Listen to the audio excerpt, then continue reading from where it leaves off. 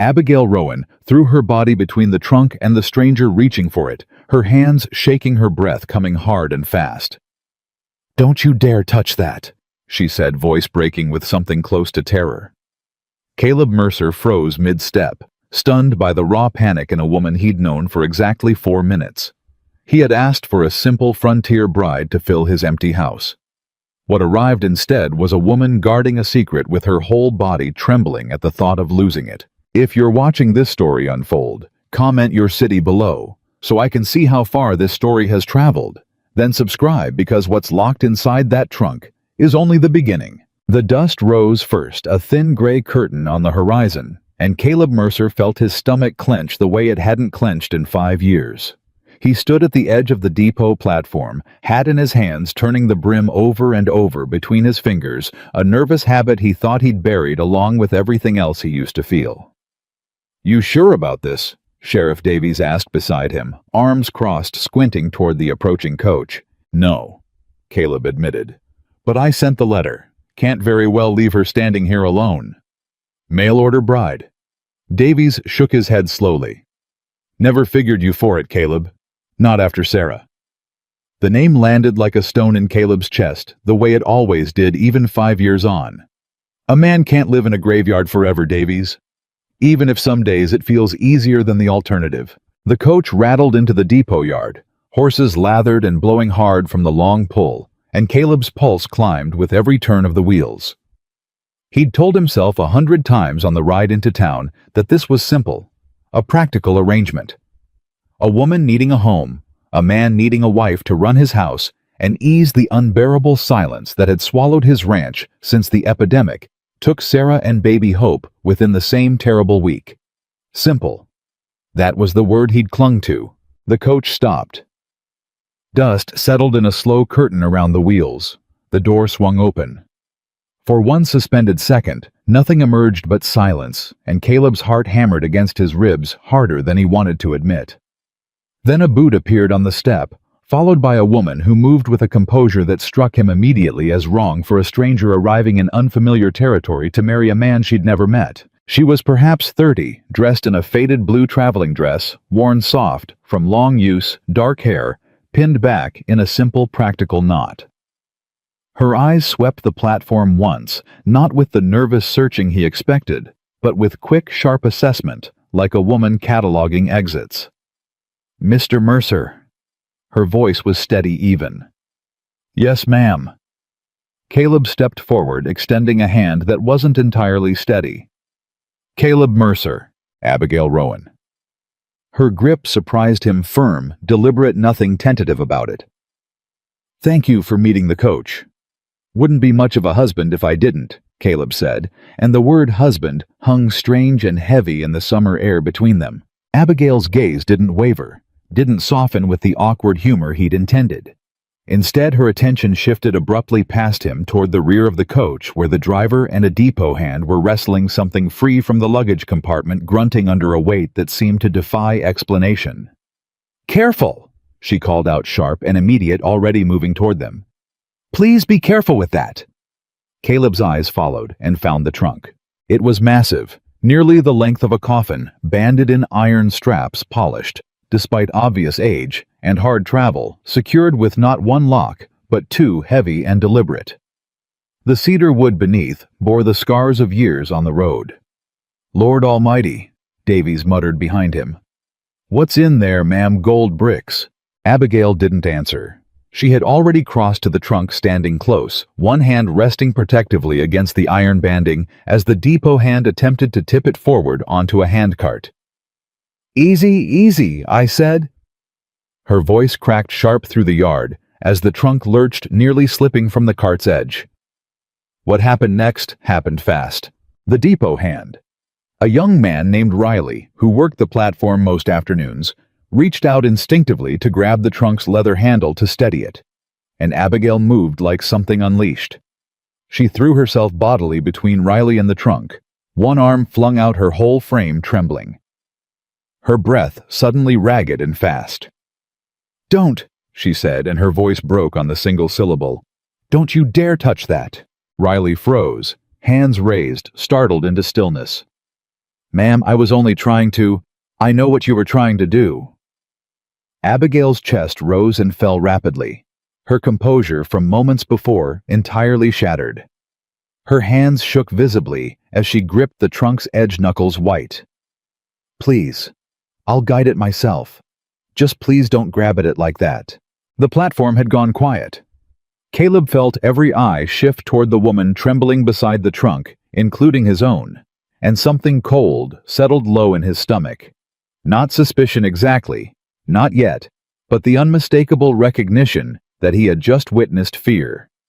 Real fear. The kind that didn't belong to a simple piece of luggage. Abigail. Caleb said her name carefully, stepping closer, keeping his voice low and even, the way he might approach a spooked horse. Nobody's going to hurt your trunk. We'll get it down safe, I promise you that. For a long moment, Abigail didn't move, didn't speak. Her eyes fixed on the trunk as though daring it to be touched again without her permission. Then slowly, visibly, she pulled herself back from whatever edge she'd been standing on. Her shoulders dropped. Her breathing evened, though her hands still trembled faintly at her sides. "Forgive me," she said quietly, not quite meeting Caleb's eyes. That was not the introduction I intended to make." "No harm done?" Caleb said, though his mind was already racing through possibilities, each one stranger than the last. "Why don't you direct us and we'll get it down nice and easy, however you want it handled." Abigail nodded, swallowing hard, and under her careful direction, 4 men. Caleb Davies, Riley, and another depot hand, summoned from inside, finally maneuvered the trunk down onto the platform, settling it with a heavy thud that seemed to shake the boards beneath their boots. Abigail exhaled the moment it touched solid ground, the tension leaving her shoulders in a visible wave, though her hand remained resting against the iron banding almost protectively, almost like comfort offered to something living. "That's a mighty heavy trunk for a woman traveling alone," Caleb said carefully, trying to find some lightness to ease the strange tension still hanging in the air. "You pack your whole life in there." Abigail's eyes lifted to his, and for a moment something raw flickered behind her composed expression.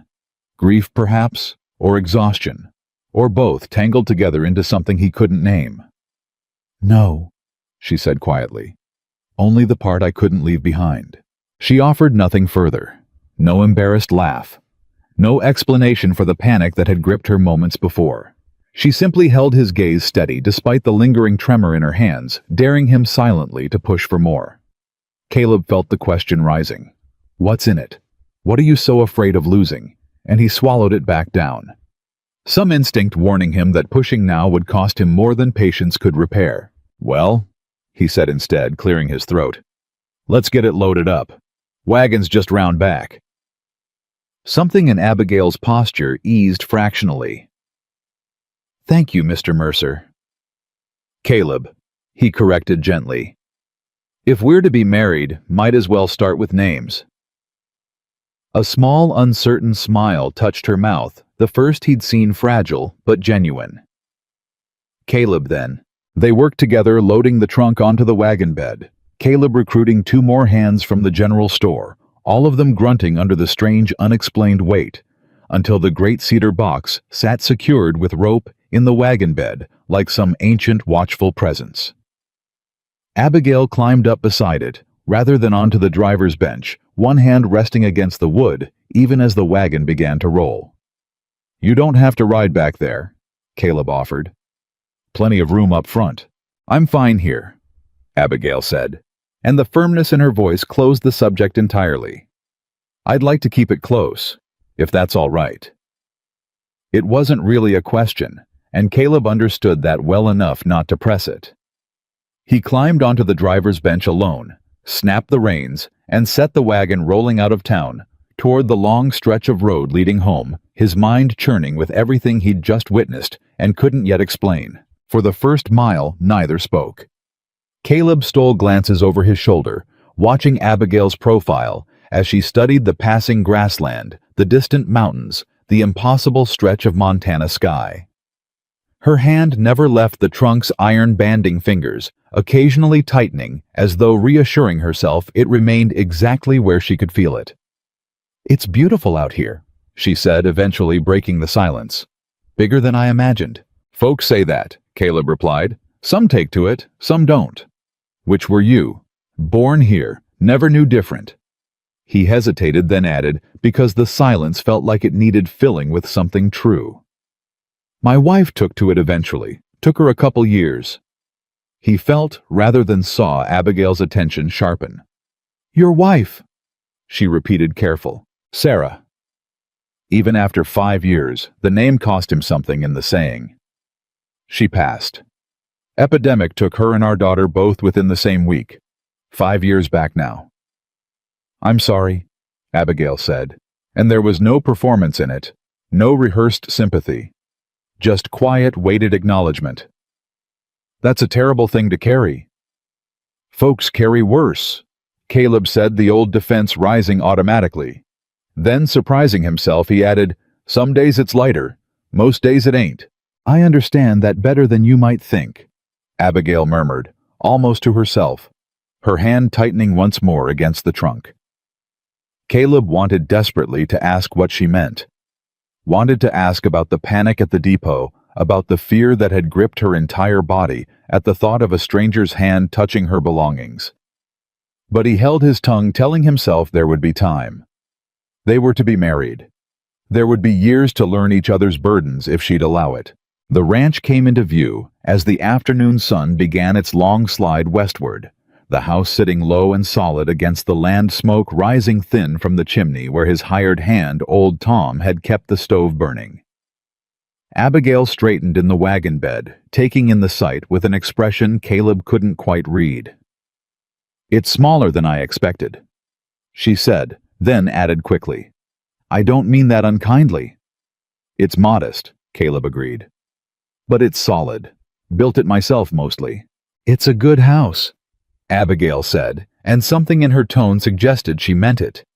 They pulled into the yard as Tom emerged from the barn, wiping grease from his hands, squinting at the new arrival with open curiosity. "This her?" Tom asked. "Tom, this is Abigail Rowan. Abigail Tom Hendricks, my hired man. Good as family." "Ma'am."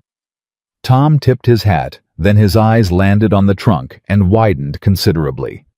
"Lord Almighty, what have you got in there, a dead body?" Abigail's hand shot out instinctively, flattening against the trunk's surface, her jaw tightening visibly before she caught herself and forced a thin, polite smile.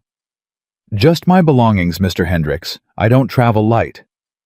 "I'll say," Tom muttered, oblivious to the flash of tension he'd caused already moving to help unload it. It took 4 men again.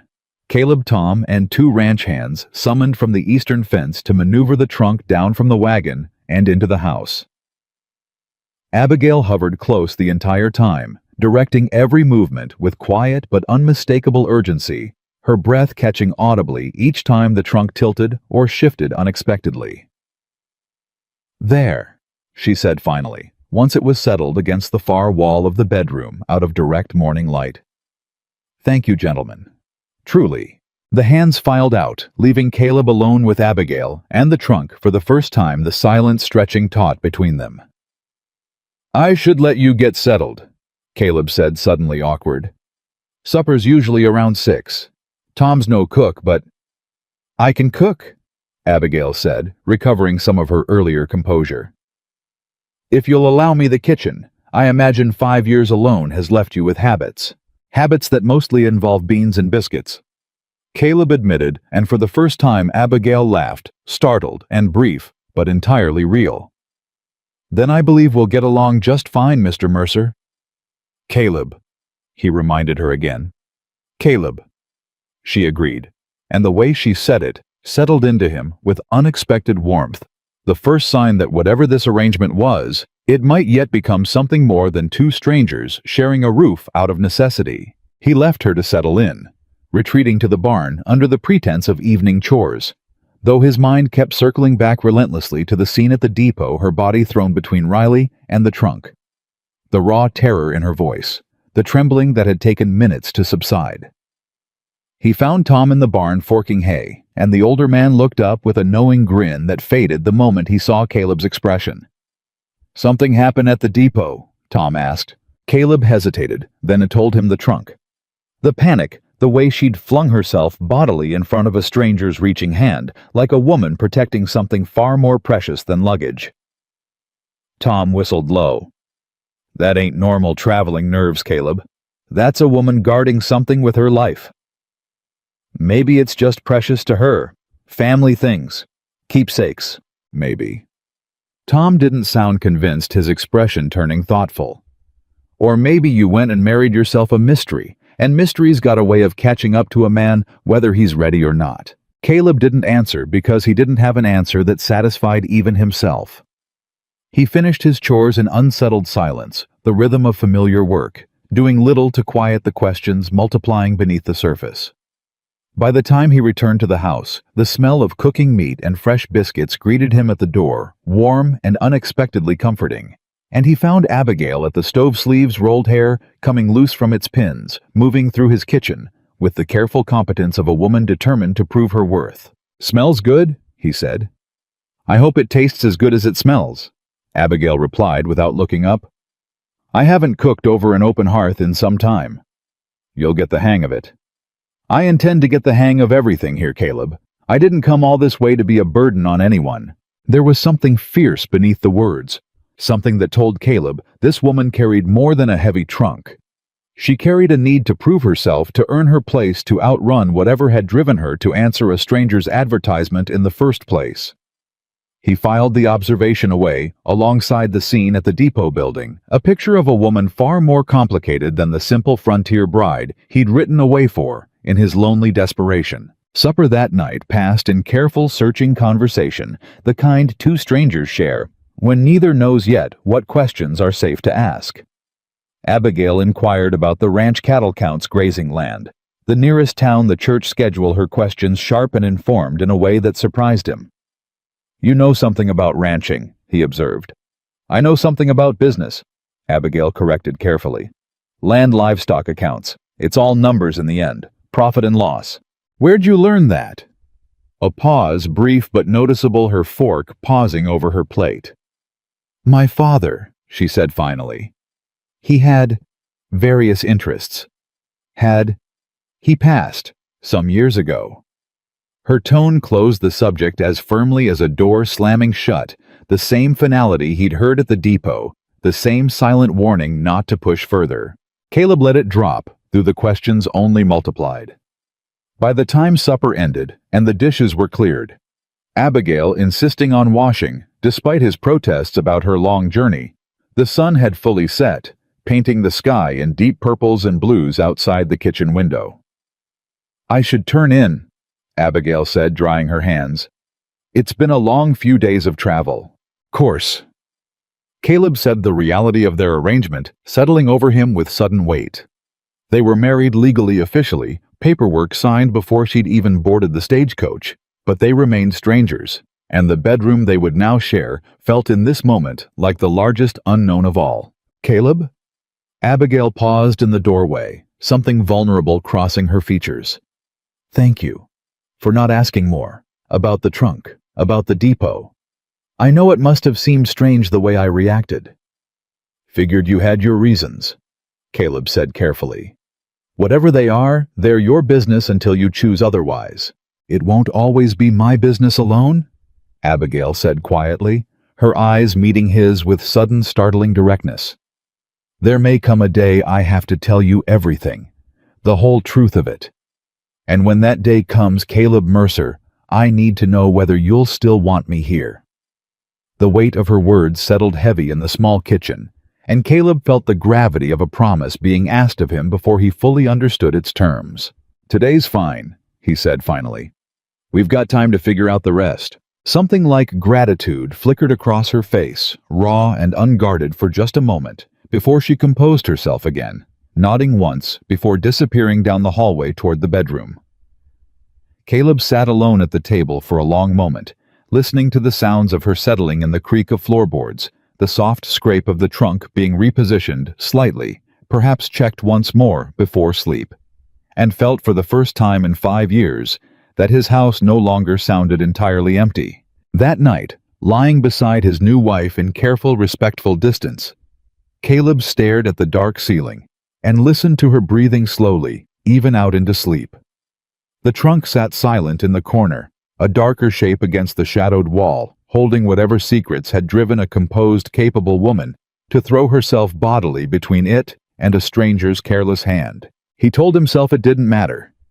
He told himself a man could build a marriage on patience and trust without demanding every answer up front.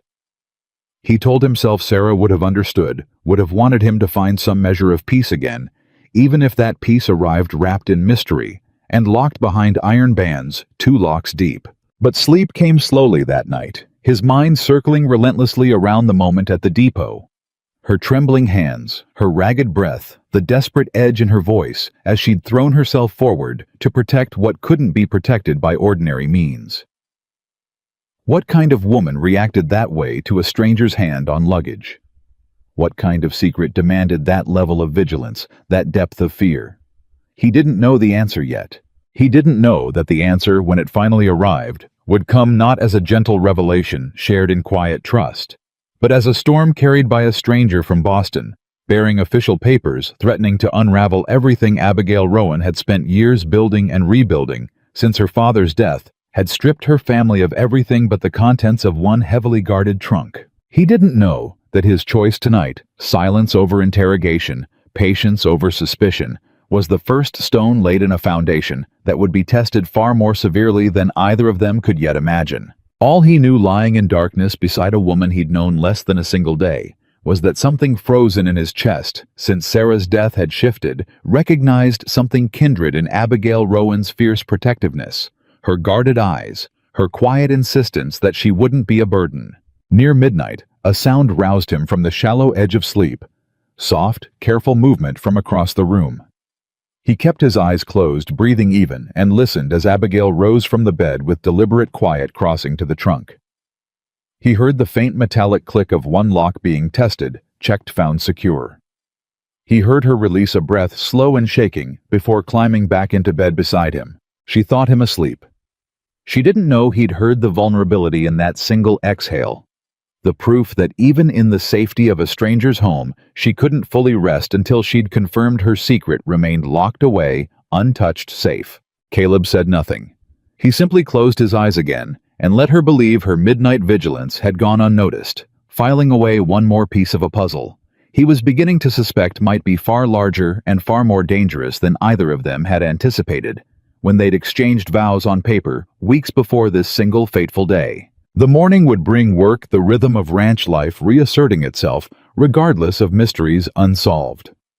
The days ahead would bring slow accumulation of shared routine, shared meals, shared silences that would either deepen into understanding or curdle into suspicion neither of them could afford. But that first night, with the trunk standing sentinel in the corner and his new wife sleeping fitfully beside him, having risen once already to confirm her secret remained safe, Caleb Mercer made a quiet, deliberate promise to himself he would not ask again. He would let her secrets remain hers until the day she chose of her own will, and not his demand to finally share them. He didn't know yet that this single choice would become the foundation stone of a love neither of them had expected to find on a dusty depot platform. He didn't know that when the storm finally broke, when the lawyer from Boston arrived with documents that would shatter the careful peace they'd built, Abigail would have no one else in the world she trusted enough to stand beside her. Outside, the Montana wind picked up rattling soft against the windows, carrying the scent of grass and distant rain across 2,000 acres that had for 5 long years known only silence and grief. Inside, 2 strangers slept under one roof, bound by vows neither yet understood, watched over by a trunk that held more than either of them could yet imagine, and by a fear so deep it had pulled a composed woman from her bed at midnight, just to confirm with trembling hands that what she'd carried across half a continent remained exactly where she'd locked it. The ranch had a new mistress now, and nothing Caleb sensed, even in his uncertainty, would ever be quite the same again. Morning came hard and fast, the way it always did on a working ranch, and Caleb woke to find the bed beside him already empty. For a moment, lying there in the gray pre-dawn light, he wondered if he'd imagined the entire previous day, the trunk, the trembling hands, the woman who'd thrown herself between a stranger and her secret, like something feral protecting its young. Then he smelled coffee. He found Abigail in the kitchen, fully dressed, hair pinned tight and practical, already moving through his kitchen like she'd lived there for years instead of hours.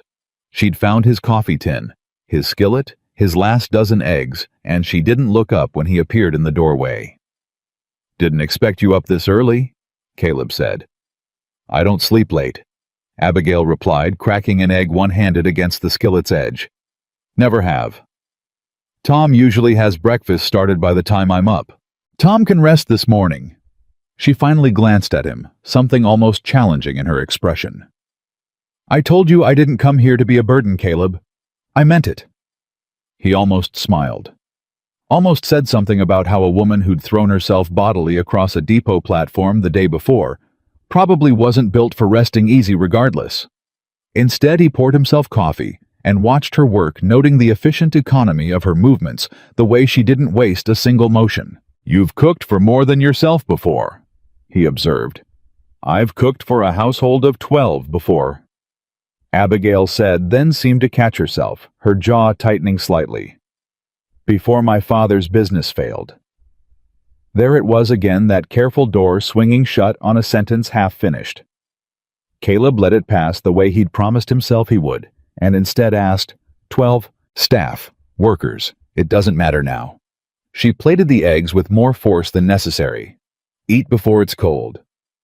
They ate in companionable quiet, broken only by Tom's arrival grumbling about a fence post that had come loose overnight, and the day's work began in earnest.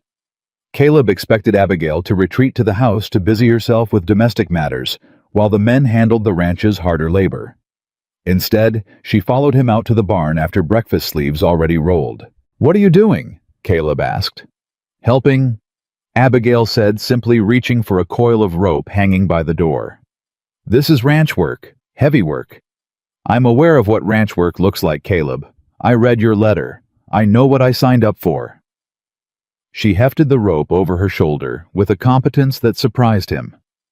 "Unless you'd rather I sit inside embroidering while you and Tom break your backs." Caleb opened his mouth to argue, then closed it again. Something in her tone told him this wasn't a battle worth fighting, and truthfully, watching her stride toward the eastern fence line with the rope already in hand, he found himself oddly grateful for the help. By midday, Abigail had repaired 2 sections of fence, mended a torn piece of tack with stitches, so neat, Tom whistled in appreciation, and organized the tool shed in a manner that made Caleb realize with some embarrassment just how chaotic it had become in 5 years of bachelor neglect. "You've done this before," Tom said, watching her work the leather awl through a saddle strap with practiced ease. "I learn quickly," Abigail said, not looking up. "That ain't quick learning, ma'am. That's experience." Abigail's hands paused for just a moment before continuing their work. "My father's ranch hands taught me a few things growing up, before everything changed." Tom caught Caleb's eye over her bent head, a silent question passing between them. Ranch hands. A woman who claimed her father had business interests, who spoke of staff and accounts, and now ranch hands. The picture refused to resolve into anything simple. That evening, after the chores were finished and supper cleared away, Caleb found Abigail at the kitchen table with paper spread before her, a pencil moving in quick, sure strokes. "What's this?" he asked. "Your accounts," Abigail said, not looking up. "I found the ledger in the desk drawer. I hope you don't mind." Caleb hesitated, caught off guard. "No, go ahead. Though I'll warn you, my bookkeeping's not much to look at." "That's an understatement." Abigail's mouth twitched almost a smile. "You've been selling your cattle through Whitmore's at the same flat rate for 3 years running, haven't you?" "That's the going rate. That's the rate Whitmore quotes ranchers who don't ask questions." Abigail turned the ledger toward him, pointing to a column of figures. "The Bozeman buyers are paying 12% more this season. I read it in a trade circular on the train. You're leaving money on the table every single sale." Caleb stared at the figures, then at her, something shifting behind his eyes. "How do you know about trade circulars and Bozeman cattle prices?" The question landed harder than he intended, and he watched Abigail's expression flicker, caught just for a moment before she recovered her composure. "I read," she said simply. I paid attention growing up. It's not so unusual. It's unusual for a frontier bride answering a stranger's letter. Caleb said, not unkindly, but firm enough that the words hung between them. Abigail set down her pencil. For a long moment, she said nothing, her eyes fixed on the ledger, and Caleb wondered if he'd finally pushed too far, broken the fragile unspoken agreement they'd struck on their first night together. I told you my father had various interests, she said finally quietly. He ran an agricultural trading company, land, livestock, grain contracts across half of New England. I grew up around ledgers and trade circulars the way other girls grew up around needlepoint. And now I know enough to see you're being cheated by Whitmore, Abigail said, deflecting smoothly back to safer ground. Write to the Bozeman buyers. I'll help you draft the letter if you'd like. Caleb let her change the subject, recognizing the boundary, even as curiosity gnawed at him. But something had shifted in that exchange, a small crack in the careful wall Abigail maintained, just wide enough to glimpse a woman who'd once moved through a world of contracts and commerce, far removed from cattle ranches and frontier marriages. The weeks that followed fell into a rhythm neither of them had expected to find so quickly. Abigail rose before dawn without fail, her presence in the kitchen becoming as fixed a fact of Caleb's mornings as the sunrise itself. She negotiated, as promised, a better contract with the Bozeman buyers, her letter so precisely worded that even Tom, who could barely write his own name, understood it, had cornered Whitmore into a corner he couldn't argue his way out of. 12% more, Tom said, shaking his head in admiration after the contract arrived signed and sealed. Caleb, your wife just made us more money in one letter than I have in 3 years of haggling. Don't let her hear you say that, Caleb said, though pride warmed something in his chest he hadn't expected to feel. She'll start running the whole operation. Might not be the worst idea, Tom said, only half joking. It wasn't only her sharpness with numbers that began reshaping the ranch. Abigail organized the winter supply orders 3 full months ahead of schedule, a level of foresight that left old Tom scratching his head and Caleb quietly impressed.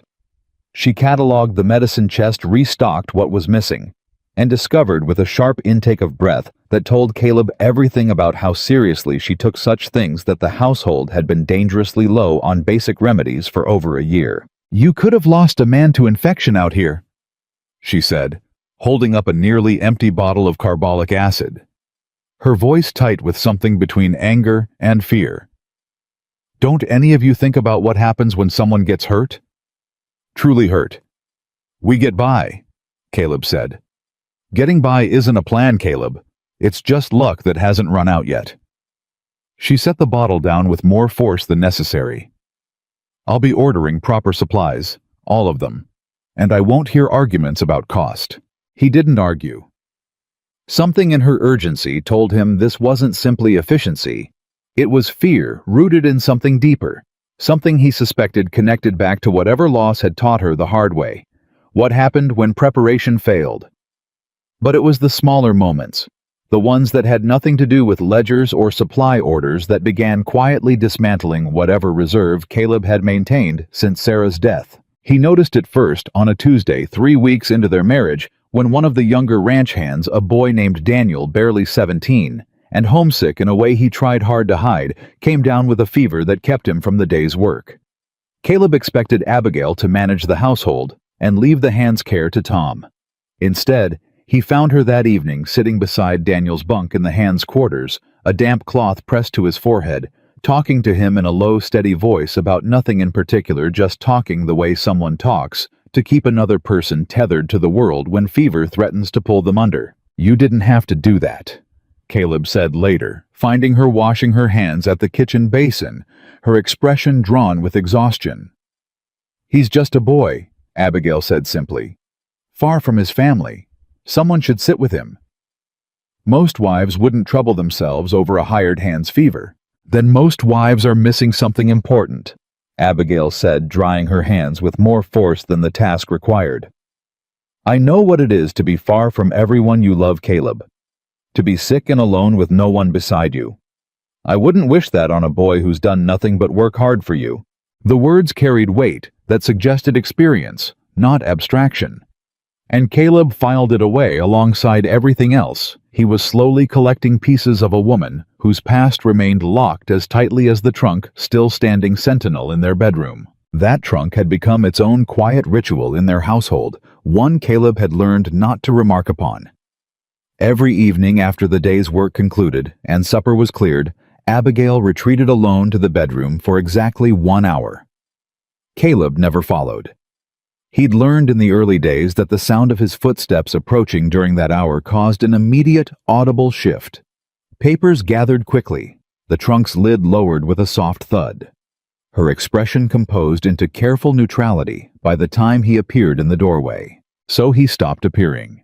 He gave her the hour, finding his own quiet ways to occupy himself mending tack reading by lamplight, simply sitting on the porch and watching the stars wheel slowly overhead. Through the thin walls, sometimes he heard things. The soft rustle of paper. Occasionally, a sound that might have been a sigh, or might have been something closer to grief swallowed and contained.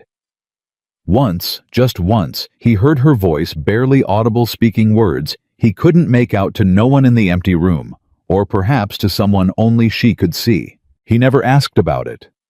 He told himself again and again that patience was the promise he'd made, and a promise unkept was worth less than the silence it broke. But patience, he was learning, didn't mean the questions stopped. It only meant he carried them quietly, the way Abigail seemed to carry whatever weighed on her during that solitary hour each evening. The townspeople predictably had questions of their own. Sunday services brought the ranch into town, and Caleb watched with a mixture of amusement and discomfort, as half the congregation found reasons to study his new wife with open curiosity. Mrs. Whitfield, the banker's wife, cornered Abigail after the service with the practiced casualness of a woman who'd clearly been waiting for the opportunity. "You must tell us about yourself, Mrs. Mercer," she said, her smile sweet enough to mask the sharpness beneath. "We've heard the most curious things. About your trunk of all things. Riley down at the depot says it took 4 men to move." "Riley exaggerates," Abigail said pleasantly, though Caleb noticed her hand tighten, almost imperceptibly, on her skirt. "Does he? Some folks are saying you must be hiding something valuable, family silver perhaps? Or—" Mrs. Whitfield's eyes glittered with barely concealed delight at her own speculation. "Perhaps you're running from something, a scandal even. You wouldn't be the first woman to flee west for reasons better left unspoken." The words landed like a slap, and Caleb watched Abigail's spine straighten her chin, lift every inch of her composure, snapping back into place like armor. "Mrs. Whitfield." Abigail said, her voice perfectly level despite the steel beneath it. "I came west because Montana offered me something I value more than gossip. A fresh start, hard work, and neighbors who judge a person by their actions rather than rumors spun from an overweight trunk. I trust you understand the difference." Mrs. Whitfield's smile faltered, color rising in her cheeks, and several nearby women who'd been listening with poorly concealed interest suddenly found urgent reasons to examine their gloves. Caleb said nothing on the ride home, but something in his chest had swelled with an emotion he hadn't expected: pride, fierce and unfamiliar at the way his wife had stood her ground without raising her voice, without offering an inch of the truth they were all so hungry to extract from her. "You handled that well," he said finally as the ranch came into view. "I've had practice," Abigail said quietly, staring straight ahead. "People always want explanations for things that frighten them. A woman alone with secrets frightens people more than they'd ever admit." "Does it frighten you?"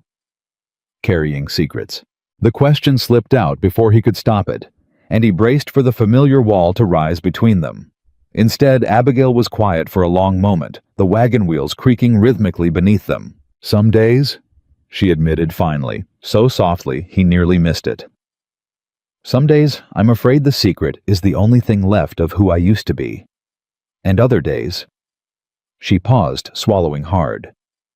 "Other days, I'm afraid that if I ever set it down, even for a moment, everything I've fought for will simply disappear."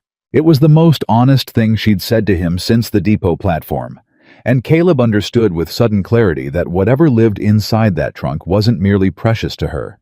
It was load-bearing. It was the structure holding up everything else. He reached over without entirely deciding to and covered her hand where it rested on her knee. She didn't pull away. "You don't have to carry it alone," he said quietly. "Whatever it is. Whenever you're ready." Abigail's eyes glistened just for a moment before she blinked hard and looked away toward the horizon. "Thank you, Caleb," she whispered. "I'm not ready. But thank you." He didn't push further.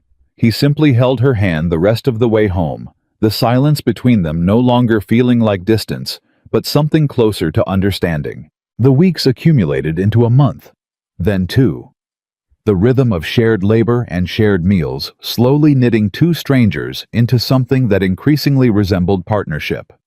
Caleb found himself more often than he expected simply watching her, the efficient grace with which she moved through chores, the fierce gentleness she showed the ranch hands, the way her laugh, increasingly frequent, now transformed her entire face into something he found himself thinking about long after she'd gone to sleep beside him. It was during the second month that the first real crack in the town's suspicion toward Abigail finally began closing, and ironically, it was Mrs. Whitfield's own daughter who provided the catalyst. Young Clara Whitfield, barely 9 years old, took a bad fall from the schoolhouse fence during a Sunday gathering, gashing her arm deep enough that blood soaked through her sleeve within seconds.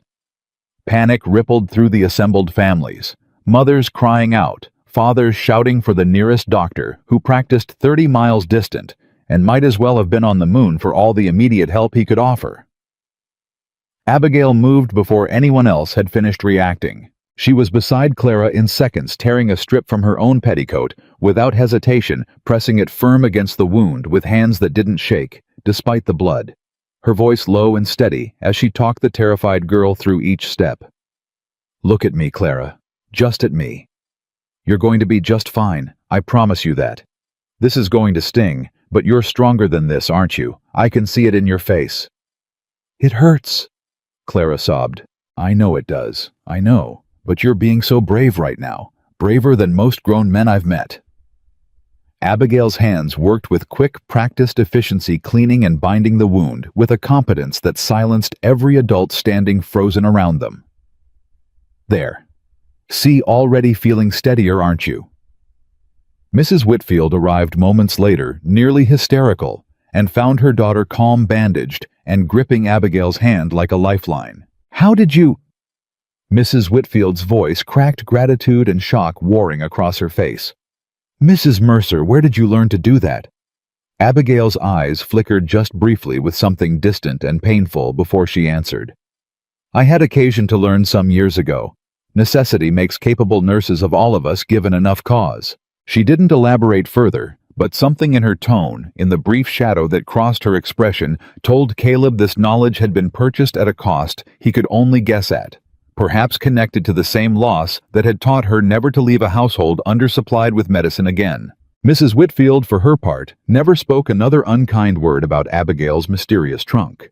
Within days, the story of how the rancher's strange new wife had calmly saved a child's arm spread through town faster than any rumor about locked luggage ever had, and the suspicious whispers gradually gave way to something closer to respect, even admiration. Caleb watched the shift with quiet satisfaction, but it was the moment after once they'd returned home and Clara's wound had been properly tended that stayed with him longest. He found Abigail alone on the back porch, staring out at the darkening horizon, her hands still faintly trembling from the adrenaline of the afternoon.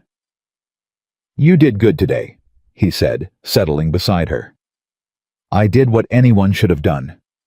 Abigail's voice was tight, distant. Not everyone could have done it that calmly, that capably. Caleb studied her profile in the fading light. "Where did you really learn that, Abigail?" For a long moment she said nothing, her jaw working as though wrestling with how much truth to allow past the careful walls she'd maintained for 2 months now. Finally she spoke, her voice barely above a whisper. "My sister," she said. "I had a younger sister, Eleanor. She was sickly as a child, weak lungs, fevers that came and went without warning. I learned to tend her because there wasn't always a doctor close enough or money enough to pay one when there was." Caleb caught the past tense immediately. Abigail's eyes closed briefly, pain flickering across her features before she composed herself. She passed. The same year my father's business collapsed. The same year everything I knew fell apart all at once, like the world had decided to test exactly how much one family could lose before they simply ceased existing. The confession hung heavy in the evening air, the first true piece of her past she'd offered freely, without prompting, without the careful deflection she usually employed.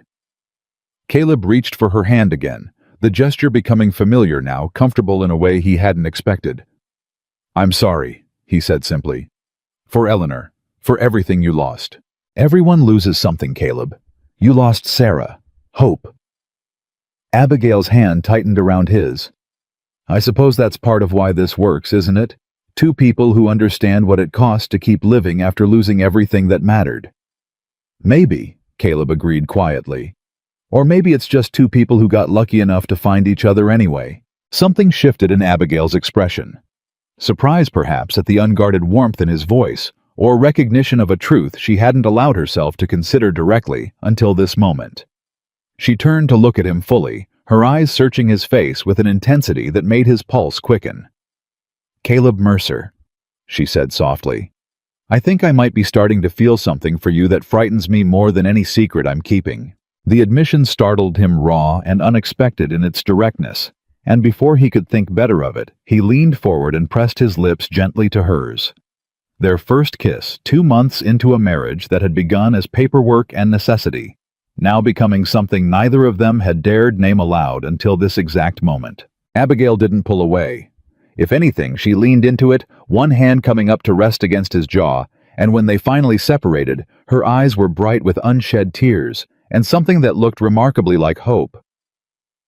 "That," she whispered, "was not part of our arrangement." "No." Caleb agreed, his own voice rough with emotion he hadn't expected to feel again, not after Sarah. Not after he'd convinced himself such feelings belonged to a life already ended. "But I find I'm not sorry about it." "Neither am I," Abigail admitted, and the smile that spread across her face was unlike any he'd seen from her, before unguarded, genuine entirely, without the careful composure she wore like armor in every other moment of her days. That night, lying beside her in the darkness, Caleb felt something settle in his chest that he recognized with quiet astonishment as happiness.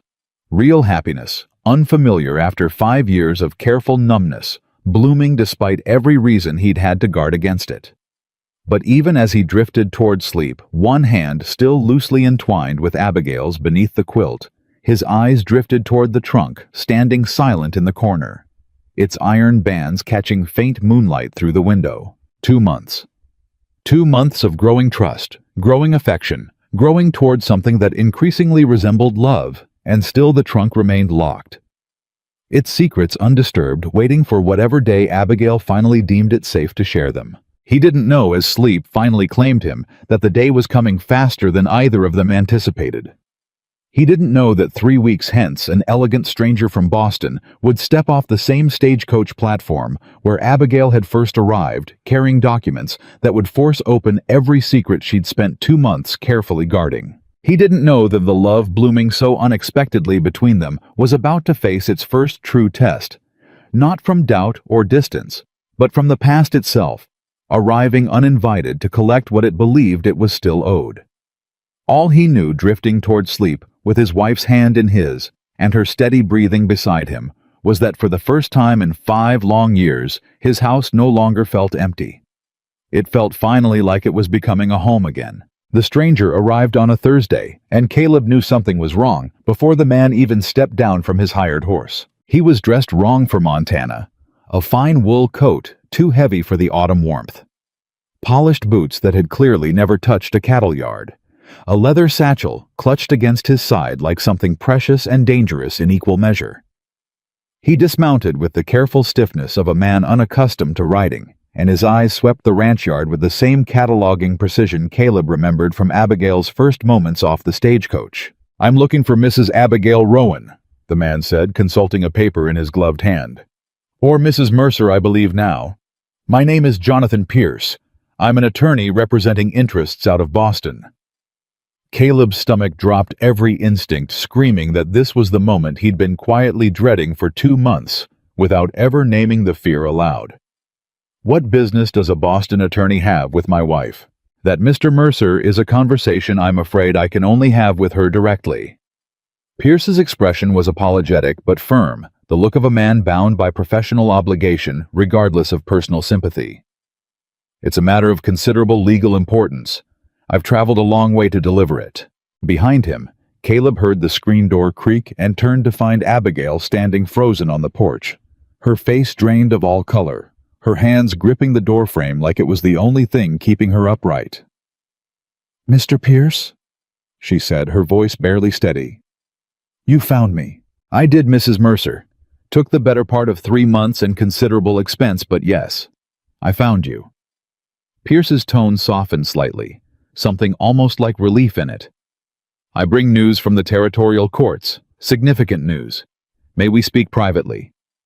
Abigail's eyes flicked to Caleb, something desperate and pleading in them, and he understood instantly that whatever was about to happen, she needed him beside her, not banished to the barn, while strangers decided her fate. "Whatever you have to say," Caleb said firmly, stepping forward. "You can say it with both of us present. She's my wife. Anything that concerns her concerns me."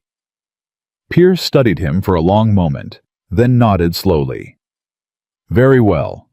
Perhaps we should sit." They gathered around the kitchen table, the same table where Abigail had pored over ranch ledgers, where she'd taught Caleb to negotiate better cattle prices, where 2 months of growing trust had been built meal by meal, conversation by careful conversation. Now it became the staging ground for whatever truth Pierce had carried across half a continent. "Mrs. Mercer," Pierce began, opening his satchel with deliberate care. "6 years ago, your father, Edmund Rowan, died under circumstances that left his agricultural trading company and his family in considerable disarray." Abigail's hands clenched in her lap, knuckles white. "I'm aware of the circumstances, Mr. Pierce. I lived them. Of course. Forgive me." Pierce withdrew a thick folder of documents. "What you may not be fully aware of is the extent to which your father's former business partners, specifically Mr. Harold Brennan and Mr. Charles Dempsey, systematically defrauded the company in the months following his death. Forged signatures on transfer documents. Falsified ledgers showing debts that never existed. A campaign, frankly, to strip the Rowan estate of nearly everything before you or your sister could intervene." "I know," Abigail said, her voice tight. "I've known for 6 years.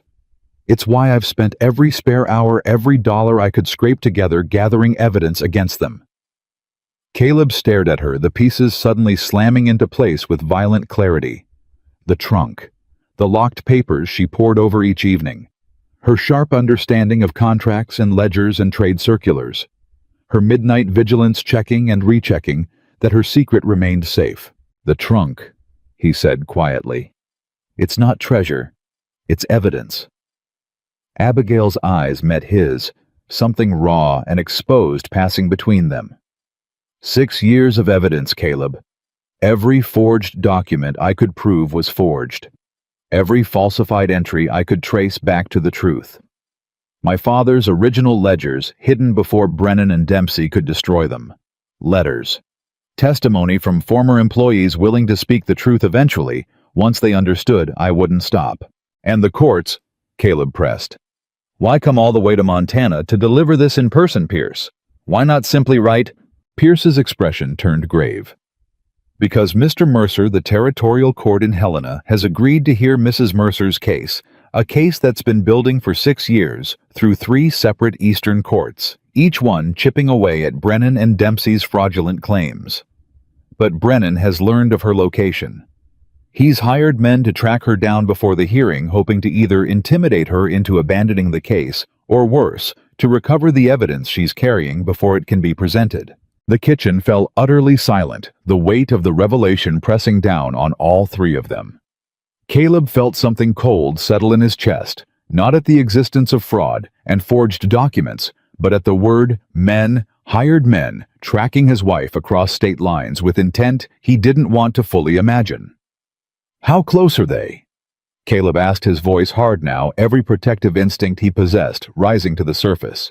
Close enough that I'd advise considerable caution, Pierce said. I believe I outpaced them by perhaps a week, possibly less. Brennan is a desperate man, Mr. Mercer. Desperate men make dangerous decisions. Abigail's breath had gone shallow and fast. Her composure from the depot platform 2 months prior, cracking under pressure, far greater than a stranger's careless hand reaching for a trunk. 6 years, she whispered. 6 years of hiding, of running, of building this case piece by piece, and now they're going to take it from me at the very moment I'm finally close enough to win. Not if I have anything to say about it, Caleb said, reaching across the table to grip her hand. Abigail, look at me. Whatever's coming, you're not facing it alone. Not anymore. Tears welled in her eyes, the first time Caleb had seen her truly close to breaking since the day she'd arrived. You don't understand what you're agreeing to, Caleb. These men are dangerous. They've already destroyed one family. They won't hesitate to destroy another if it protects what they've stolen. Then we'll be ready for them, Caleb said with a certainty that surprised even himself. Pierce cleared his throat, drawing their attention back. There is perhaps a more immediate concern. The hearing in Helena is scheduled in 11 days. Mrs. Mercer's presence, along with the original documentation in her possession, is essential. Without her testimony and that evidence, 6 years of legal groundwork could collapse entirely. Then we'll be in Helena in 11 days, Caleb said firmly. It's not so simple, Abigail said, shaking her head, scrubbing at her eyes with the back of her hand. If Brennan's men are tracking me, traveling to Helena with the evidence is exactly the danger Pierce is warning us about. They'll be watching the roads, the rail lines, every route a reasonable person might take. Then we won't take a reasonable route, Caleb said, his mind already working through the ranch's terrain. The back trails he'd ridden 1,000 times, paths no Boston-hired tracker would ever think to search. I know this land, Abigail. Every ridge, every pass, every way through these mountains that doesn't show up on any map a stranger would carry. Pierce looked between them, something like cautious hope flickering across his exhausted features. If you're willing to risk it. Mr. Mercer, I believe that may genuinely be Mrs. Mercer's best chance. I'm not asking permission, Caleb said. I'm telling you what's happening. We protect that evidence. We get my wife to Helena safely. And we finish whatever fight her father's partners started 6 years ago. Abigail stared at him. Something fierce and grateful and disbelieving all warring across her face at once. Why would you do this, Caleb? You barely know me. 2 months ago I was a stranger stepping off a stagecoach. 2 months ago, Caleb said, his voice low and steady. You were a stranger who threw herself between a careless hand and something precious enough to risk her own safety protecting. I didn't understand it then. I understand it now, and I'm not about to let 6 years of your courage get destroyed because I was too cautious to stand beside you when it mattered most. The words seemed to break something loose in Abigail, and she pressed her free hand against her mouth. Shoulders shaking with emotion. She'd clearly held contained far too long. Pierce, perhaps sensing the moment required privacy, rose from the table. I'll secure lodging in town tonight, and accompany you toward Helena, if that's agreeable. The territorial court will need my testimony regarding the documentation's authenticity. Once he'd gone, Caleb and Abigail sat alone at the table, the weight of everything just revealed settling heavy between them. Slowly, deliberately, Abigail reached into her apron pocket and withdrew 2 small keys. Keys Caleb had never seen, keys that had apparently never left her person since the day she'd arrived. I think, she said, her voice trembling, it's time you saw what you've been protecting without even knowing it. They walked together to the bedroom, the trunk waiting in the corner, where it had waited for 2 silent months, its iron bands catching the late afternoon light. Abigail knelt before it, hands shaking as she fitted first one key, then the second, into the heavy locks. Caleb, she said, not yet lifting the lid. Before I open this, I need you to understand something. Everything inside isn't just evidence. It's my father's life's work. It's Eleanor's memory. It's 6 years of my own life, every choice I've made since they died, distilled into paper and ink. If you look inside and decide this is too much, too dangerous, too complicated for the life you wanted to build. Open it, Abigail. She opened it. Inside, exactly as she'd described, lay no gold, no hidden fortune, nothing a desperate woman might have stolen and run with. Instead, Caleb found himself staring at meticulously organized files. Property deeds with corners worn soft from years of handling business ledgers in two distinct handwritings. One careful and measured, presumably her father's, the other increasingly urgent and slanted, presumably Abigail's own, as the case consumed years of her life. Letters, dozens of them, tied in careful bundles. A leather journal, its cover cracked with age, that Abigail lifted with reverent care. "My father's," she whispered, "his private accounts of every meeting, every decision, every warning sign he documented before he died, though he never lived to see how badly his instincts about Brennan and Dempsey were proven right." Beneath the journal, tucked in a velvet pouch that Abigail handled with visible discomfort, lay several banknotes and what appeared to be deposit certificates. "There's also this," she said quietly. "What remains of my inheritance, what I managed to secure before Brennan and Dempsey could seize it entirely. It's substantial, Caleb. Enough to purchase dozens of ranches like this one several times over."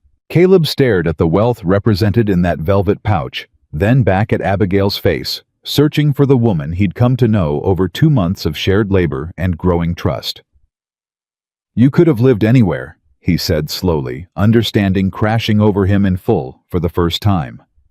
"With this kind of money, you could have settled in any city in America, Boston, New York, somewhere with comfort, security, none of this hard frontier living." "I know," Abigail said simply. "Then why answer a stranger's letter for a mail-order marriage?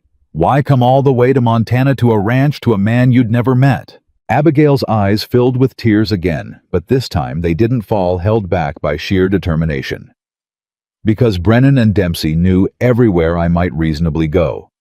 Every city, every relative, every connection my father's name might have opened doors to.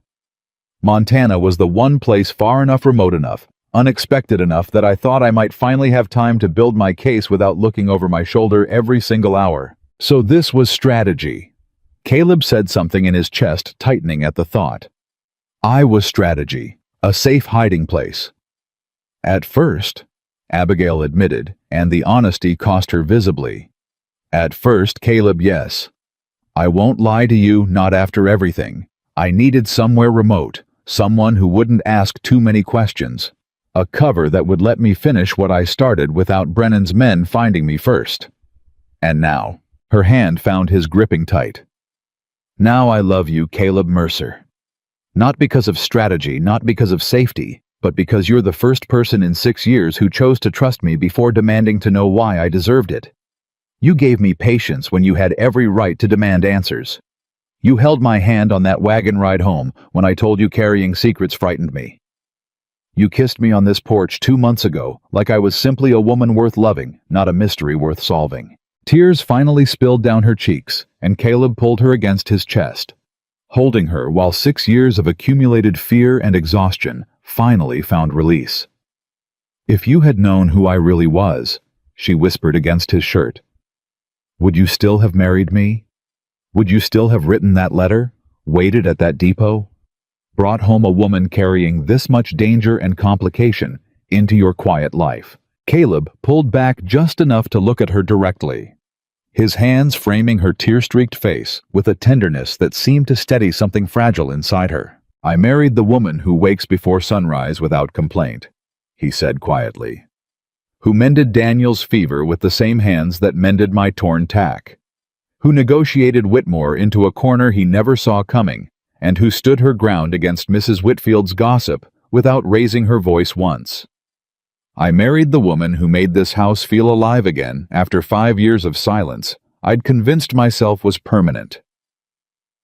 Caleb, everything inside that trunk came with you," he continued, gently closing the lid with his free hand, the locks clicking shut once more.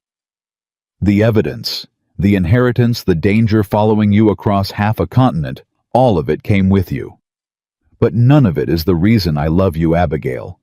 I love you because of who you are when the trunk is closed, when there's nothing left to prove, when it's just you and me and this ranch, and the life we've started building together." Abigail made a sound somewhere between a sob and a laugh, pressing her forehead against his. "I didn't expect this," she admitted. "I didn't expect to fall in love with the cowboy who was supposed to be a safe hiding place. I didn't expect to fall in love again at all," Caleb said. 5 years, Abigail. 5 years I'd convinced myself I was done feeling anything beyond grief and obligation. And then you stepped off that stagecoach, threw yourself in front of a stranger's hand to protect this trunk, and something in me that had been frozen since Sarah died just started moving again. They held each other for a long moment, the weight of revelation settling into something steadier, something that felt less like crisis and more like foundation. But the moment couldn't last indefinitely, not with 11 days until the Helena hearing, not with dangerous men somewhere on the roads behind them, hunting for exactly what now sat locked in the trunk between them. "We need a plan," Abigail said, finally pulling back her voice, steadying into the sharp, capable tone Caleb had come to recognize as her truest self. "Pierce mentioned the main roads. You mentioned back trails. We need every advantage we can find. Tom knows this land near as well as I do," Caleb said, already thinking ahead. "Between the two of us, we can plot a route through the mountains that avoids every main crossing. It'll take longer, but it'll keep us off any road Brennan's men would think to watch. And if they find us anyway..." Caleb's jaw set with grim determination. "Then they'll learn that taking on a Montana rancher protecting his wife is considerably harder than taking on a woman traveling alone." That evening, as the sun began its slow descent toward the western peaks, Caleb gathered Tom and explained as carefully as the situation allowed what they were facing. Tom listened without interruption, his weathered face growing increasingly grim as the picture assembled itself. "Hired men tracking a woman across state lines over stolen money," Tom said, finally shaking his head. "Lord Caleb, what kind of mess have you married into?" "The kind worth fighting for," Caleb said simply. Tom studied him for the long moment, then nodded once decisively. "Then we'd best start planning. I know a pass through the northern ridge that'll cut 2 full days off any route they'd expect. Rough going, mind you. But rough going's exactly what we want, if it keeps us hidden." They spent the remaining daylight hours plotting the route by lamplight, Abigail's sharp mind proving invaluable as she calculated timing, supply needs, and contingencies with the same precision she'd brought to ranch ledgers and trade negotiations. Pierce, returning from town as promised, added what details he could about the men Brennan had reportedly hired, descriptions gathered from frightened informants along the route he'd traveled to reach Montana. 2 men, Pierce reported grimly. A man named Garrett Voss, former Pinkerton agent, turned mercenary, not particular about the legality of his methods, and his associate, a tracker known only as Sully, both dangerous, both well compensated for results, not for caution. The name Voss settled like ice in Caleb's stomach, memory stirring of stories he'd heard passed through cattle country, a man with a reputation for finding what others couldn't by whatever means necessary. "We leave at first light," Caleb said. "The sooner we're moving, the smaller the window for them to catch up." That night, as the ranch settled into uneasy quiet, Caleb found Abigail once more beside the trunk, but this time he didn't retreat to give her privacy. He sat beside her on the bedroom floor, watching as she carefully repacked the documents, securing them for the dangerous journey ahead. 6 years, he said quietly. "How did you survive it, Abigail? Carrying all this alone?" "I didn't always believe I would," she admitted, her hands pausing over her father's worn journal. "There were nights I nearly gave up, nearly let Brennan and Dempsey keep what they'd stolen just to stop running, stop hiding, stop fighting a battle that seemed impossible to win." "What stopped you?" "Eleanor," Abigail said simply. "I kept thinking about how she died, believing our father's name still meant something, still meant honesty and hard work and integrity. I couldn't let Brennan rewrite that legacy into something shameful, something built on fraud he'd manufactured after father couldn't defend himself anymore." Caleb reached over, closing his hand over hers atop the journal. "She'd be proud of you. Whatever happens in Helena, whatever Voss and Sully try on these mountain trails, Your sister would be proud of everything you've sacrificed to protect the truth." Abigail's eyes met his vulnerability and gratitude and fierce determination, all tangled together in her expression. "Promise me something, Caleb. Anything. If something happens to me on this journey, if Voss catches us, if the mountains prove too dangerous, if anything goes wrong, promise me you'll see this evidence reaches Helena regardless. Promise me Brennan and Dempsey won't simply inherit everything they stole because I failed to survive long enough to testify." The request struck Caleb hard, the reality of genuine danger crystallizing in a way that made his chest tighten with fear he hadn't fully allowed himself to feel until this exact moment. "Nothing's going to happen to you," he said fiercely. "I won't let it. Promise me anyway." He held her gaze, understanding that this mattered more to her than empty reassurance. "I promise," he said finally. "Whatever happens, this evidence reaches Helena. Your father's name gets cleared. Eleanor's memory gets honored. I promise you that Abigail with everything I am." She kissed him, then slow and desperate and grateful all at once, and when they finally separated, she rested her forehead against his with a sigh that seemed to release some portion of the weight she'd carried alone for 6 impossibly long years. "Tomorrow," she whispered, "we fight for everything." "Tomorrow," Caleb agreed. "We fight for everything together." Outside, the Montana night stretched dark and vast over mountains that would within hours become the battleground for evidence, inheritance, and justice, 6 years in the making. Somewhere on the roads behind them, Garrett Voss and his tracker Sully drew steadily closer, unaware that the woman they hunted no longer traveled alone, no longer carried her burden without allies fierce enough to fight beside her. The trunk sat closed once more. Its secrets finally shared its true purpose, finally understood, not treasure to be stolen, but truth to be protected, carried now not by one desperate woman alone, but by a husband who'd chosen 2 months prior to offer trust before demanding answers. That choice, made quietly on a dusty depot platform, was about to be tested more severely than either of them could have imagined when Caleb first watched a mysterious woman step down from a stagecoach guarding a trunk with secrets that would change both their lives forever. They left before the sun cleared the eastern ridge. The trunk lashed tight to a pack mule Tom had outfitted with extra care, Pierce riding nervous and unaccustomed beside Caleb at the front of their small procession. Abigail rode close behind one hand, never far from the saddlebag, where she'd transferred the most critical documents, unwilling to let even Tom's careful packing separate her from the evidence she'd guarded for 6 years. "Northern Pass first," Tom said, voice low despite the empty wilderness around them. "Then we cut east through Miller's Gap. Adds half a day, but no rider coming from Helena way would think to look for us there." "And if they're not coming from Helena," Caleb said grimly, "if they're already ahead of us waiting, then we'll know soon enough," Tom said, his hand resting easy near the rifle strapped to his saddle. The first hours passed in tense, watchful silence, every snap of branch or distant call of bird, drawing eyes toward the tree line. Abigail rode with a rigid focus Caleb hadn't seen from her, before scanning the terrain, with the same vigilance she'd shown guarding the trunk on that first depot platform.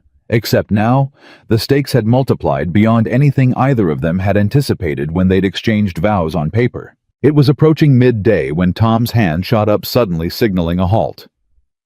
"Riders," he said quietly. "2 of them. Ridgeline to the south." Caleb's pulse spiked. He followed Tom's gaze and found 2 distant silhouettes moving along a parallel ridge, too far to identify clearly, close enough to set every nerve in his body firing with alarm. "Could be nothing," Pierce said, though his voice carried little conviction. "Cattlemen, surveyors. Could be," Tom agreed. "Could also be exactly who we're trying to avoid."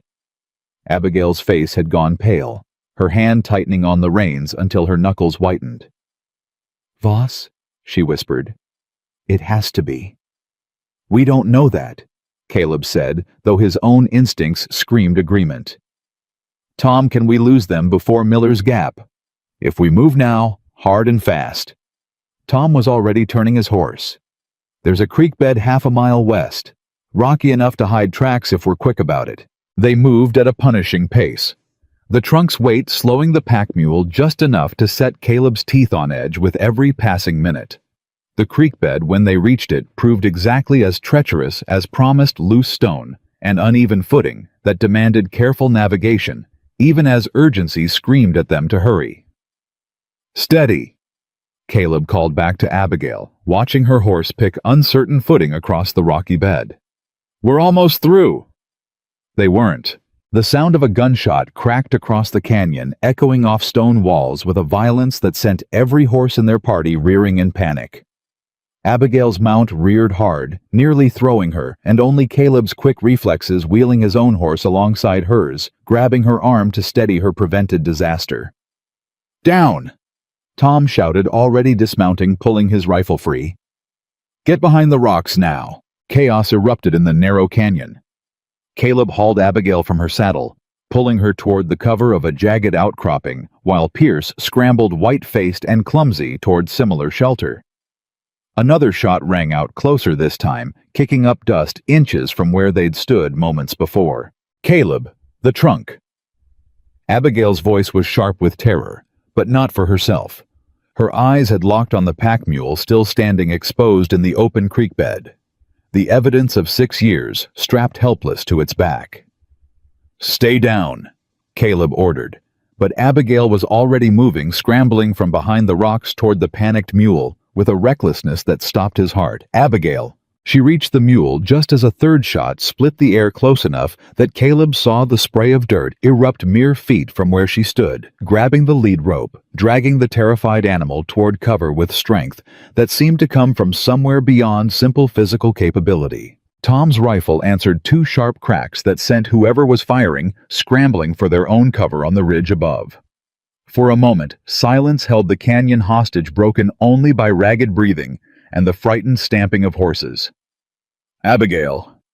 Caleb reached her, hauling her and the mule both behind the rocks, his hands shaking as he checked her over frantically. "Are you hit? Tell me you're not hit." "I'm fine," Abigail gasped, though her voice trembled violently. "I'm fine, Caleb. The trunk, I couldn't leave it exposed. I couldn't." "You could have been killed." His voice broke on the words, fear transforming instantly into something fierce and furious. 6 years of evidence isn't worth your life, Abigail. Do you understand me? Nothing in that trunk is worth losing you. It's not just evidence anymore," Abigail said, tears cutting through the dust on her face. "Caleb, if I die out here, Brennan wins everything. My father's name stays buried under his lies. Eleanor's memory means nothing. I couldn't just watch it get destroyed." Another shot cracked from the ridge closer now, and Tom returned fire with grim efficiency. "They're flanking," Tom called out. "2 positions now. We need to move Caleb, or we're pinned here till nightfall." "Pierce, can you ride?" Caleb demanded. Yes, I believe so." "Then mount up, all of you. Tom, can you cover our retreat? I can buy you a few minutes. Go now while they're still scrambling position." What followed was chaos, compressed into desperate motion. Mounting horses with hands shaking from adrenaline, the pack mule resisting, until Abigail's steady voice and firm grip finally coaxed it forward. Tom's rifle providing covering fire as they broke from the canyon at a dangerous gallop along the creek bed's treacherous footing. They rode hard for nearly 20 minutes before Caleb finally called the group to a halt, all of them breathing hard, horses lathered and trembling beneath them. "Tom!" Caleb called back, scanning the trail behind them with mounting dread. "Tom!" Long, agonizing seconds passed before Tom's familiar silhouette appeared, riding hard to catch up a fresh graze along his upper arm, bleeding freely, but his expression grimly satisfied. "Lost them in the rocks," Tom reported, breathing hard. "Don't know for how long, though. Voss, if that's who it was, he's not the type to give up easy." "You're hurt," Abigail said immediately, already dismounting, reaching for the medical supplies she'd insisted on packing, despite Caleb's earlier protests about extra weight. "Just a graze. Looks worse than it is." Tom waved off her concern, though he didn't resist when she began cleaning the wound with brisk, capable efficiency. "This is exactly why I insisted on proper supplies." Abigail muttered, binding the wound tight. Getting by isn't a plan. Remember, despite the danger still pressing close around them, Tom managed a pained laugh. Ma'am, I'm beginning to think you're always right about these things. The brief respite couldn't last. They pressed onward through the afternoon, nerves stretched thin, every shadow and sound demanding immediate, exhausting vigilance. By the time Miller's Gap finally opened before them, the sun had begun its descent, and all four of them bore the marks of a day that had aged them years in mere hours. We make camp here tonight, Tom decided, surveying the narrow gap's defensible position. Good sight lines, hard to approach without being seen. As darkness settled over their makeshift camp, Caleb found Abigail sitting apart from the others, staring into the small fire Tom had risked lighting. Her expression haunted in ways he hadn't seen since the day Pierce first arrived at their ranch. "You're thinking about today," he said, settling beside her. "I almost got us all killed," Abigail said quietly. "Running for that mule like that. I wasn't thinking clearly. I couldn't let them win, not after everything." "You weren't reckless," Caleb said, though his heart still ached with the memory of watching her run into gunfire. "You were protecting something that matters more than almost anything in this world." "I understand that, Abigail. I just need you to understand that you matter more to me than any evidence, any inheritance, any justice we're fighting for." "What if I can't separate those things anymore?" Abigail's voice cracked. "What if 6 years of fighting for the truth has become so tangled with who I am that protecting it feels the same as protecting myself?" Caleb pulled her against him, holding her while the fire crackled low between them and the vast Montana darkness pressed close around their small, vulnerable camp. "Then we protect both," he said simply. "Together. That's what tomorrow is for." They reached Helena 2 days later, exhausted, travel-worn, but alive. The evidence still secure despite Voss and Sully's best efforts to intercept them along 3 more tense encounters that tested every reserve of courage and strategy Tom's mountain knowledge could provide. The territorial courthouse rose before them, imposing and official, the final battleground for a war Abigail had been fighting alone for 6 impossibly long years. The hearing itself stretched across 4 grueling days, Pierce's legal expertise combining with Abigail's meticulous evidence to construct a case so thorough that even Brennan's expensive Boston attorneys struggled to mount effective opposition. Caleb sat in the courtroom gallery each day, watching his wife testify with a composure and precision that left him in awe, the same woman who'd once thrown herself between a stranger's hand and her trunk, now standing before territorial judges, presenting 6 years of meticulous documentation with unwavering clarity. "Mrs. Mercer," the prosecuting attorney asked, during the trial's 3rd day, "can you explain to the court why you believe these signatures dated merely weeks after your father's death are fraudulent?" Abigail's voice carried clear and steady through the courtroom. "My father suffered a stroke 3 days before his death, Your Honor, which left his right hand entirely paralyzed. He could not have signed these documents with his right hand as they appear to show. I have his physician's sworn testimony confirming this medical fact included in Exhibit 14. A murmur rippled through the courtroom, and Caleb watched Brennan's face pale considerably in the defendant's chair, his careful composure cracking for the first time in 4 days of proceedings. By the 4th day, the weight of evidence had become undeniable. Forged signatures matched against verified handwriting samples. Falsified ledger entries contradicted by Abigail's father's original journals. Witness testimony from former employees finally willing to speak truth they'd long suppressed out of fear. When the territorial judge finally delivered his ruling, his words carried the full weight of 6 years vindicated.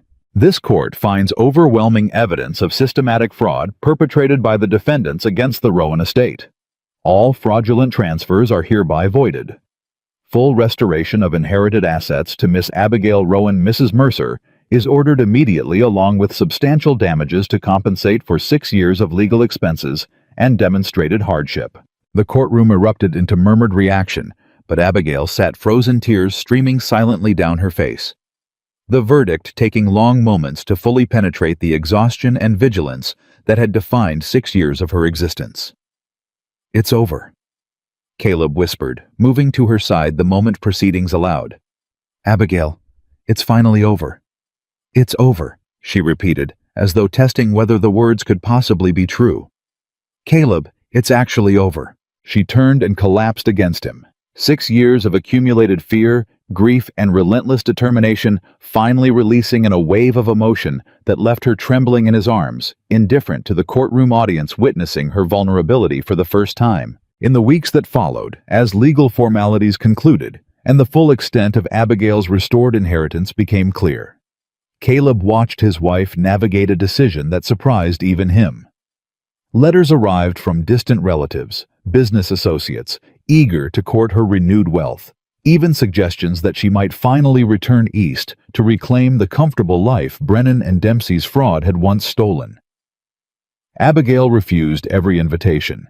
I belong in Montana now, she told Caleb one evening. The trunk now permanently unlocked its contents, organized into proper filing rather than desperate hiding, sitting open in the corner of their bedroom. This ranch, this town, this is home now, Caleb. Not Boston. Not anywhere else. Instead, she invested her restored fortune directly into the community that had embraced her, without ever demanding the answers she'd been too afraid to give. A proper schoolhouse rose at the edge of town within months, replacing the cramped, drafty building where Clara Whitfield had once gashed her arm during recess. A medical clinic followed, staffed by a doctor Abigail personally recruited from Boston, ensuring no family would ever again face the dangerous gaps in care she'd witnessed during her own childhood losing Eleanor. You don't have to do all this, Caleb said one evening, watching her review blueprints for a new grain warehouse spread across their kitchen table. I want to, Abigail said simply. This town took me in when I was running, when I was hiding, when I was nothing but a stranger with a mysterious trunk and a story I couldn't tell. They deserve more than I could ever repay with money alone, but I intend to try regardless. Mrs. Whitfield of all people became one of Abigail's staunchest allies in the months that followed, her earlier suspicion transformed into genuine admiration. Once the full story carefully edited for public consumption, omitting the more dangerous details of Voss and Sully's pursuit, finally circulated through town. I owe you an apology, Mrs. Mercer, Mrs. Whitfield said one Sunday, finding Abigail after services. For my unkind speculation back when you first arrived, I judged you for secrets I had no right to demand. You were protecting your community, Abigail said graciously.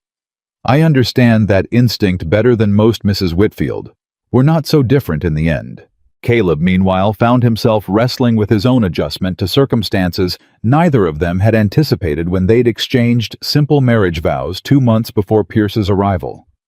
The ranch he'd built alone over 5 lonely years suddenly found itself the beneficiary of resources beyond anything he'd imagined possible. I don't want to lose what we built, he admitted one night, lying beside Abigail in the darkness that no longer held secrets between them.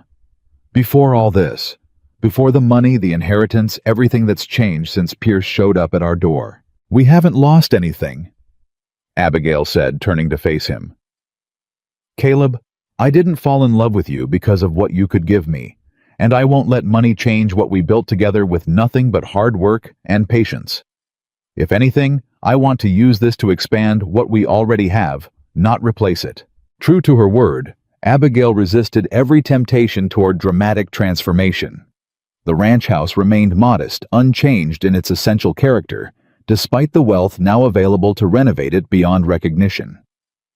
Instead, the investment flowed outward into the town, into struggling neighboring families, into exactly the kind of community support that reflected values Caleb had admired in her from their very first weeks together. Caleb, Abigail said one autumn evening, nearly a year after Pierce's fateful arrival. I want to expand the ranch, not for us, for the families struggling through this drought. Give them steady work, fair wages, something better than scraping by on land that's failed them 3 seasons running. That's not exactly a profitable business decision, Caleb said, though admiration colored his tone rather than objection. No? Abigail agreed. But it's the right one. And I've learned this past year that the greatest investment isn't always measured in profit and loss. They expanded the ranch together over the following months, not chasing the wealth that easily lay within reach, but instead providing exactly the kind of stability and opportunity that transformed struggling families into thriving ones. Daniel, the young hand, who'd once suffered fever under Abigail's careful watch, became foreman of the new eastern pastures, his loyalty to the Mercer family unshakable after witnessing firsthand the kindness that defined their household. It was during the ranch's expansion celebration, nearly 14 months after that first stagecoach arrival, that Caleb finally carried the great cedar trunk from its corner in their bedroom into the newly built study. Abigail had requested a room dedicated entirely to the ongoing charitable work that had become as central to her identity as the legal battle once was. "This feels right," Abigail said, watching him position the trunk near the window where morning light could finally safely reach it. "After everything it carried, everything it protected, it deserves a place of honor rather than hiding in shadows." "It's not just evidence anymore, is it?" Caleb asked, settling his hand over hers atop the trunk's worn cedar surface. "No." Abigail agreed, her smile soft with hard-won peace. "It's history now. Proof that the truth, however long it takes, however much it costs, is always worth fighting to protect." She looked up at him, her eyes carrying none of the careful guardedness that had once defined every interaction, every conversation, every silence between them during those early, uncertain weeks. "The greatest investment I ever made," she said quietly, echoing words she'd later repeat to admiring neighbors throughout the years ahead. "Wasn't the money I recovered, or the case I won, or even this town we've helped rebuild together." "What was it then?" Caleb asked, though he suspected he already knew the answer. "It was trusting the right man," Abigail whispered. "With the only thing I had left that truly mattered." Caleb kissed her, then slow and certain, sealing a promise that had begun on a dusty depot platform 14 months prior and had since weathered fraud gunfire, mountain pursuit and courtroom battle, to emerge stronger than either of them could have imagined possible when a stranger first stepped down from a stagecoach, guarding a mysterious trunk with trembling, desperate hands. Outside their window, the Montana evening settled gold and peaceful over land that had witnessed both their deepest fears and their truest joy.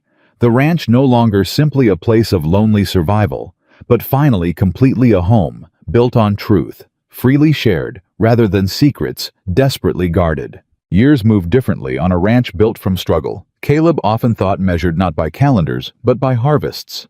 Survived winters endured children born and raised within walls that had once echoed with nothing but grief. By the time their son Thomas turned 8, named for the loyal hand who'd ridden beside them through gunfire and mountain passes, the Mercer Ranch had become something neither Caleb nor Abigail could have imagined on that first uncertain depot platform meeting. It wasn't the size of the herds that drew travelers from 3 counties over, though the cattle operation had grown steadily fairly, without ever chasing excess for its own sake. It wasn't even the schoolhouse or clinic Abigail had funded, though both stood as permanent monuments to her conviction that the greatest wealth meant nothing if it didn't lift others alongside you. It was the reputation that preceded them, now whispered in town and ranch alike. The Mercers never turned away anyone in genuine need. "Caleb." Abigail's voice carried urgency from the kitchen window one autumn afternoon, and he set down his tools, immediately recognizing the particular tone that meant trouble requiring attention. "There's a family at the gate. Wagons broken down and the children look half-starved."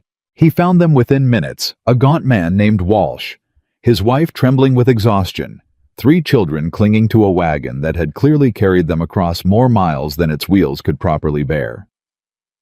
"We're not looking for charity," Walsh said immediately, pride warring visibly with desperate need.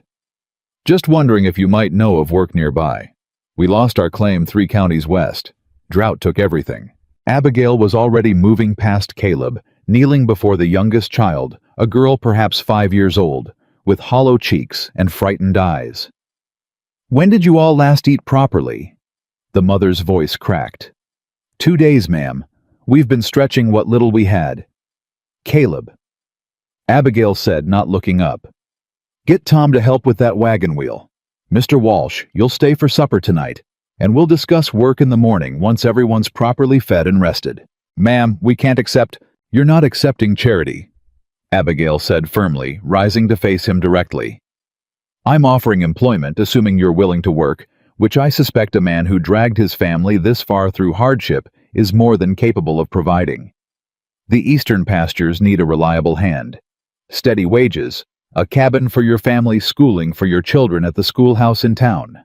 That's not charity, Mr. Walsh. That's opportunity, and I'd be grateful if you'd accept it. Walsh's composure finally broke tears he'd clearly been fighting for miles, finally spilling free. Thank you, he managed. Thank you, ma'am. You don't know what this means. I know exactly what it means, Abigail said quietly, something distant and personal flickering behind her eyes. I once stood somewhere similar myself, though my desperation wore different clothes than yours. Someone showed me trust when I had nothing to offer in return but uncertainty. I intend to keep passing that forward as long as I'm able. The Walsh family became permanent fixtures on the ranch within weeks, their gratitude transforming into the same fierce loyalty Daniel had shown years before. The same loyalty that seemed to multiply with each family the Mercers welcomed into their growing community of second chances. It was young Thomas watching his mother work late one evening, organizing supplies for yet another struggling family that had arrived seeking help, who finally asked the question that had apparently been building in his curious mind for some time. "Mother," he said, settling beside her at the kitchen table. His 8-year-old expression serious in the way children's faces sometimes became when wrestling with questions too large for easy answers. Why do we help so many people? Other ranches don't do what we do. Abigail set down her pencil, considering her son with the same careful attention she brought to every important conversation. Because once a long time ago this family needed help too, Thomas, and we received it from people who didn't have to give it. Like the lawyer Mr. Pierce. Like Mr. Pierce. Abigail agreed, smiling at the memory of their old friend, who still wrote faithfully each Christmas from his Boston practice. And like your father, who chose to trust a stranger before demanding to know why she deserved it. Thomas's brow furrowed further, the particular curiosity that had been building toward this moment, finally surfacing fully. Father, what's inside Mother's old trunk? The one in the study. You always say it's important, but you never explain why. Caleb, who'd entered just in time to catch the question, exchanged a long look with Abigail across the kitchen. 14 years of shared history, shared struggle, shared triumph, passing silently between them in that single glance. Come with me, Caleb said, finally extending his hand toward his son. I think you're old enough now to understand. They walked together to the study where the great cedar trunk still sat in its place of honor near the window, its iron bands worn smooth from years of handling its cedar wood, holding stories that had shaped not just one family's destiny, but an entire community's understanding of what genuine character looked like. Caleb knelt before the trunk, drawing his son down beside him, and slowly opened the lid, no longer locked, no longer guarded its contents, long since organized into careful historical record rather than desperate evidence. Your mother carried these papers across half the country, Caleb said quietly, lifting one of the worn ledgers for Thomas to see. She fought for 6 years to prove that bad men had stolen what belonged to her family. She nearly died protecting this evidence from people who wanted to silence the truth forever. Truly. Thomas's eyes widened, the abstract history suddenly becoming vivid reality. Someone tried to hurt Mother. Someone tried very hard, Caleb confirmed gravely. But your mother was braver and smarter than anyone who tried to stop her. She won, Thomas. She proved the truth, restored her father's good name, and used everything she recovered to help build the life we have now. This ranch, the schoolhouse, the clinic, every family we've welcomed who needed somewhere safe to land. Thomas reached tentatively into the trunk, his small fingers tracing the edge of an old photograph Abigail's father captured in formal portrait decades before his death, his expression solemn but kind. Is this Grandfather Rowan? It is, Abigail said softly, having joined them quietly in the doorway. A man who taught me that integrity matters more than comfort, and that some battles are worth fighting even when the cost seems impossible to bear. What's the treasure then? Thomas asked, looking between his parents with the straightforward logic of childhood. Everyone says you have a trunk full of treasure, but it's just papers and old photographs. Caleb smiled the particular warmth that still surfaced whenever Abigail watched him explain their shared history to their son. Not treasure, son. The trunk only ever carried paper's evidence and your grandfather's memory. Then where's the treasure? The real treasure, Caleb said, looking up to meet Abigail's eyes across the small space of the study. 14 years of partnership, reflected in that single glance, walked beside this trunk when your mother first stepped off that stagecoach. The treasure was never inside the trunk, Thomas. It was the woman brave enough to carry it. Abigail's eyes filled with tears, the same vulnerable emotion Caleb had witnessed countless times across their years together at the courthouse in Helena, at their wedding renewal, 5 years into their marriage, at Thomas's birth, at every milestone that had proven their unlikely beginning, had grown into something genuinely extraordinary. Your father has always been far too generous in how he tells this story, she said, though her smile betrayed how deeply the words affected her regardless. It's not generosity, Caleb said simply. It's truth, same as everything in that trunk. That evening, after Thomas had gone to bed with his head full of family history, he'd carry forward into his own understanding of character and courage. Caleb and Abigail sat together on the porch where they'd shared their first kiss years before, watching the Montana sky paint itself in deepening shades of gold and purple over land that had witnessed both their darkest fears and their truest joy. "Do you ever think about that first day?" Abigail asked quietly, her hand finding his in the comfortable silence they'd built over 14 years of shared life. The depot platform. How frightened I was. How desperately I clung to that trunk. Often, Caleb admitted. I think about how close I came to pushing for answers you weren't ready to give. How easily that single choice could have broken whatever trust we managed to build. You never pushed, Abigail said. Not once in all those weeks before Pierce arrived. I've never properly thanked you for that patience. You don't need to thank me, Caleb said, pulling her closer against his side. I made a promise to myself that first night watching you check those locks at midnight, thinking I was asleep. I promised I wouldn't ask again until you were ready. Best promise I ever kept. Best decision either of us ever made, Abigail corrected softly, was trusting each other before we had any real reason to. They sat together as twilight deepened into full darkness, the ranch settling into peaceful quiet around them. Cattle lowing softly in distant pastures, lamplight flickering warm in the homes of families who'd found shelter and opportunity under the Mercer name, the schoolhouse and clinic standing as permanent testaments to choices made from love rather than calculation. I used to wonder, Abigail said eventually, whether I made the right choice answering your advertisement instead of running somewhere else entirely. Whether building a marriage on strategy and necessity could ever truly become something real. And now? Caleb asked, though he already knew her answer had known it for years, through every shared sunrise, every challenge faced together, every joy multiplied by partnership rather than diminished by solitary struggle. Now I know it was the only choice that could have led me here, Abigail said, looking up at him with the same directness she'd shown that very first day, stepping down from the stagecoach with quiet confidence, despite carrying secrets heavy enough to require iron bands and double locks. Every fear I carried, every secret I guarded, every battle we fought together, it all led to this. To you, to Thomas, to everything we've built that matters more than any inheritance I ever recovered. Caleb kissed her, then slow and certain the same promise renewed that he'd first made on this very porch years before, that he loved her not for what she carried, but for who she was, when every secret had finally been laid bare, and nothing remained but honest truth between them. The great cedar trunk would remain in their study for the remainder of their years together, no longer a source of fear or mystery, but a living monument to everything that mattered most. That trust given freely, before it was earned, could become the foundation for a love stronger than any fraud or danger could ever threaten. That a woman's courage to fight for truth, regardless of personal cost, could transform not just her own destiny, but an entire community's understanding of what genuine integrity looked like.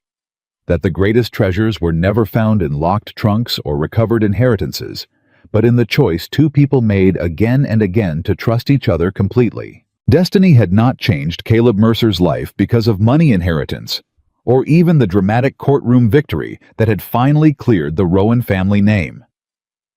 It had changed because one lonely cowboy chose trust instead of suspicion on a dusty depot platform, and one courageous woman finally found a place where she was loved entirely for who she was, not for what she carried, not for what she could provide, but simply for the strength, kindness, and unwavering integrity that had defined her through every trial they'd faced together. Their love endured because it was built on truth, freely given, rather than secrets desperately guarded on partnership, rather than mere arrangement on the unshakable foundation that real treasure was never about what a person possessed, but about the character they revealed when everything else had finally been stripped away. And on that Montana porch, watching the stars emerge one by one over land that had become truly theirs, Caleb and Abigail Mercer understood completely that their story had never been about a mysterious trunk at all. It had always been about the courage to trust the strength to love again